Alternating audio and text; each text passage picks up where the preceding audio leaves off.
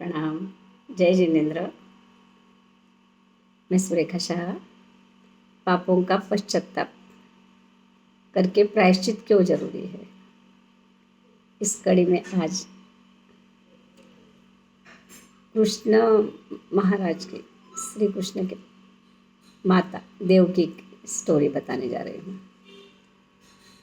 हमको पता है उनके 6 पुत्र कंस ने जैन रामायण में तो मार नहीं दिए थे, वो शासन देवी उनको वहाँ से ले जाके सुलसा के वहाँ दे देते हैं और वहाँ बड़े होते हैं वो, और फिर दीक्षा लेके केवड़न्यान होकर मोक्ष में जाते हैं। परंतु कहने का तात्पर्य 6 पुत्रों का उनको वियोग होता है, और 7वां जो कृष्ण है वो भी थोड़े दिन के लिए तो यशोदानंद के पास बड़ा होता है। बाद में उनको उस पुत्र का भी थोड़ा सा लालन पालन करने मिलता है। तो ऐसा क्यों होता है, पुत्र का वियोग क्यों? क्योंकि पिछले जन्म में उन्होंने अपने सौतन के 7 रत्न चुरा लिए थे, और सौतन बहुत ज़्यादा अकुल व्याकुल हो गई। उसको वैसा देख के उनको थोड़ी दया आई, तो 1 रत्न उन्होंने उसको वापस कर दिया था। इसीलिए उनको 6 रत्न नहीं दिए थे वापस, तो 6 पुत्र तो मिले नहीं, पर 1 रत्न वापस किया। इसलिए 1 रत्न का उनको 1 पुत्र का लालन पालन करने का सौभाग्य उनको प्राप्त हुआ। वैसे एक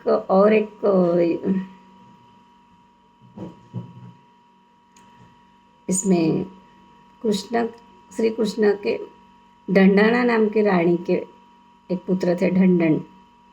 वो ढंढन पुत्र ने नेमिनाथ भगवान के पास दीक्षा ली थी। दीक्षा लेने के बाद जब भी ओरने जाते उनको शुद्ध गोचरी नहीं मिलती। उन्हें भगवान ने बताया कि पूर्व में तुमको भोजन का तुमने अंतराय किया है, इस वजह से तुमको नहीं मिल रही। बोले मैंने क्या किया था ऐसा? तो बोले पूर्व में तुम एक सुपरवाइज़र थे, तुमको निरीक्षक खेती बाड़ी वगैरह देखने के लिए किसानों को ध्यान रखने का काम सौंपा गया था। तो किसानों का वो काम होने के बाद उनका जब भोजन करने का टाइम होता था, उस टाइम तुम क्या करते थे, उनको अपनी खेती जोतने लगाते, अपने खेती पे काम पे लगा देते थे, और बेचारे खाना ही नहीं खा सकते थे, और ऐसे फिर वापस काम पे लौटना पड़ता था। तो ये जो भोजन का अंतराय किया, उस वजह से तुम्हें शुद्ध भोजन नहीं मिल रहा है। तो उस वजह से उन्होंने फिर अपना पूर्व भाव सुन के उनको बहुत पश्चाताप हुआ कि जब तक मेरे अंतराय कर्म नहीं टूटेंगे, मेरी वजह से ही मुझे गोचरी नहीं मिलेगी, तब तक मैं भिक्षा ग्रहण नहीं करूँगा। तो ऐसा करके जब वो गए, तब जब एक बार कृष्ण महाराजा ने उनको वंदन किया, तो कृष्ण महाराजा को देख के मेरे कृष्ण महाराज भी इनको वंदन कर रहे हैं। तो एक श्रावक ने उन्हें गोचरी बोराई, वो भिक्षा लेने आए। तो बोले आज मेरी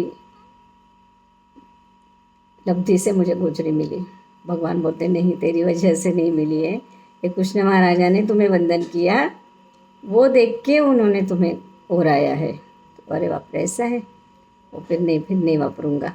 फिर वो भिक्षा लेके कुम्हारशाला में गए। वहाँ वो मिट्टी में गोचरी सब फटौते इतने शुभ भाव में आ गए कि मैंने ऐसे कर्म किए, और उसका पश्चाताप भी नहीं किया। और वो इतने पश्चाताप करते करते शुभ भाव में, इतने उत्कृष्ट शुभ भाव में आ गए कि वही उनको केवड़न्यान हो गया। यानी कहने का तात्पर्य है कि जो करो वो एकदम भाव से करो, शुभ भाव से करो, अशुभ भाव को तोड़ो। और अशुभ भावों को तोड़ने की ताकत तुम्हारे उच्च शुभ भाव में भी है, वो कर्मों की तोड़ने की ताकत। धन्यवाद। तो आज की मेरी स्टोरी आपको कैसी लगी? सब्सक्राइब करें, लाइक करें और शेयर ज़रूर करें। धन्यवाद।